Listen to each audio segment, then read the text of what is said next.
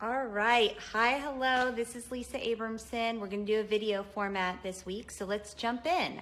Is fear of failure stopping you from getting what you want and stopping you from going after your big goals? I heard from many of you that the answer is yes. The self-doubt, the worrying about looking stupid, that nagging feeling that you're maybe not good enough, all these things can stop us in our tracks. Plus, when we fail at something, we can end up feeling like a complete failure. So we can let that misstep define us, and by thinking that because it failed, I'm a failure. But what if instead each time we failed or we made a mistake, instead of beating ourselves up, we were able to simply see the failure as feedback rather than a character flaw? So it turns out our ability to sort this out depends on what Stanford University psychologist Carol Dweck calls our mindset. But before I jump right into solutions, it's important to get a baseline of where you are today. And to also know the common pitfalls of, well, being human. We all are, yay. So basically our minds unchecked scans for what's wrong. And it does whatever it can to protect us from being rejected from our tribe. So naturally, stepping into new territory or taking risks, it feels scary. And for our ancestors, our very distant ancestors, it was a matter of life and death. Thankfully, it's not for us, but it can still feel that way. So it is very real that, taking risks can be scary. So we're all in this together. It's not you. If you feel like, oh, I'm really afraid of failure, you're not more so than any of us. So let's get back to mindset and solutions. So specifically, there's a key component in people's mindset that makes all the difference in their life. It's the difference between what Carol Dweck calls a fixed mindset and a growth mindset. So in a fixed mindset, people believe their basic qualities like their smarts or their ability to be creative, they're simply fixed traits.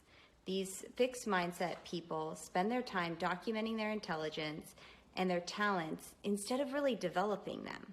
So they also believe in the ability of raw talent alone creates, and then that alone creates success without effort. But they're very, very wrong in this. But in a growth mindset, on the other hand, people believe that their abilities can be developed through dedication and through hard work.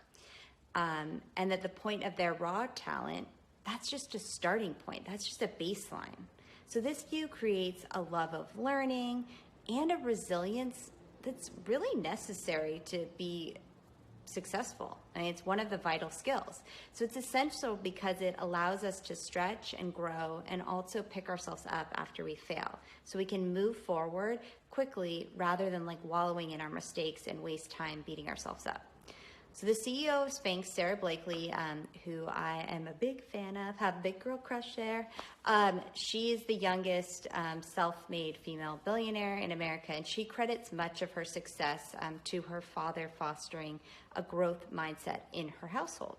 So I get to do a little Q&A session with Sarah later this month, and I'm so excited. It's a part of a program that I'm in. As a person that values coaching and learning, I engage in a lot of programs, and I'm going to get to talk to Sarah soon, so I'm super excited.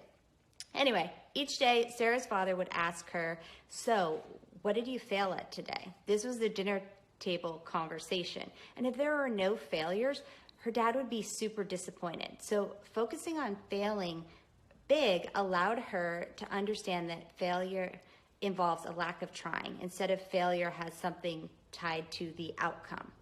So most of us weren't raised in this type of environment. So how can we cultivate a growth mindset in adulthood if we were raised on a fixed one? So there's 5 steps. I'm going to run you through them all today, and hopefully it'll lead to some great change in your life. So step 1 is learning about our inner critic that's fixated on a fixed mindset.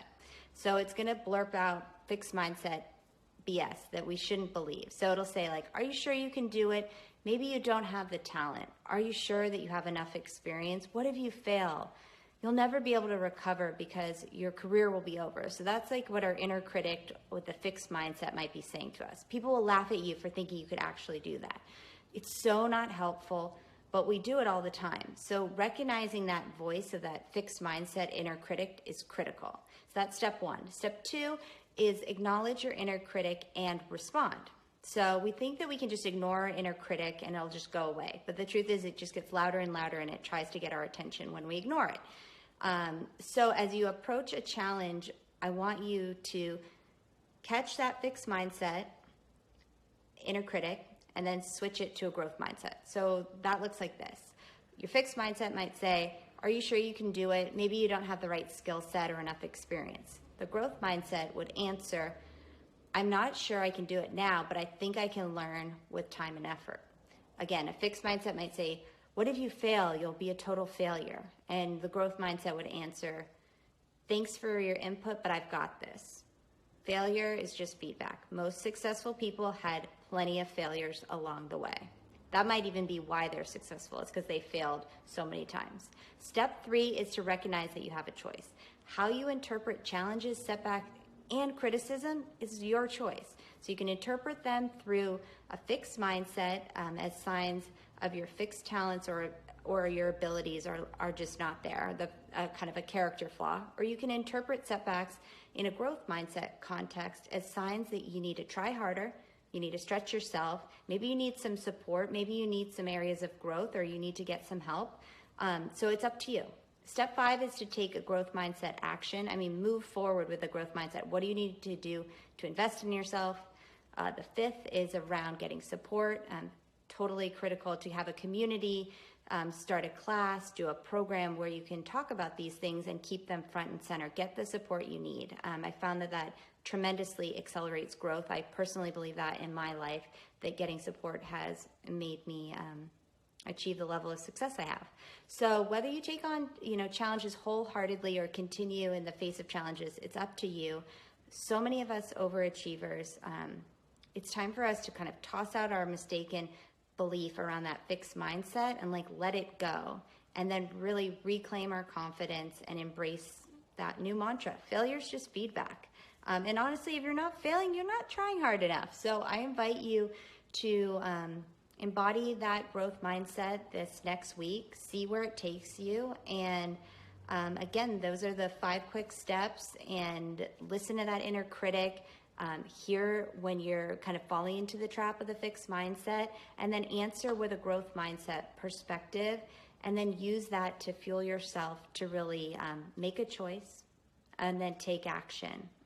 And again, get the support you need. Invest in yourself. It's the best investment you can make.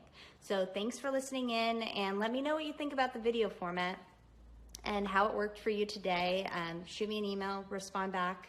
I love hearing from you guys, and I try to respond to as many as I can. Thanks so much. Have a wonderful day.